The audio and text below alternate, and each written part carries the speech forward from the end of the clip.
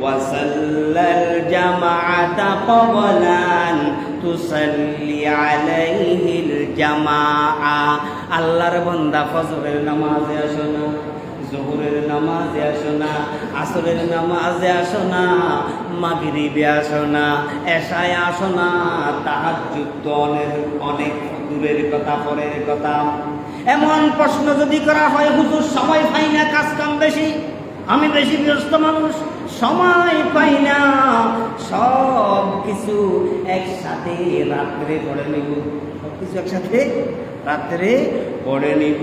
ইমাম শাফি বললেন, ও আল্লাহর বান্দা, জামাতে নামাজ ছেড়ে দিও না, জামাতে নামাজ ধরো তাড়াতাড়ি, তোমার উপর জামাতে নামাজ পড়ার আগেই আমাদের সবার জামাত হবে না, জানাজার জামাত হবে না, তোমার উপর জানাজার জামাত হওয়ার আগেই তুমি জামাতে শামিল হয়ে যাও। জামাত তরক করবেন না, জামাত তরক করবেন না। 5 ওয়াক্ত নামাজ ঘরে থাকেন, বাজারে থাকেন, রাস্তায় থাকেন, ঘাটে থাকেন, জমিনে থাকেন, যেখানেই থাকেন না কেন, জামাতে শামিল হয়ে যান। হতে পারে এর একটু পরেই আপনার উপর জামাত কায়েম হয়ে যাবে, আপনার জানাজা শুরু হয়ে যাবে।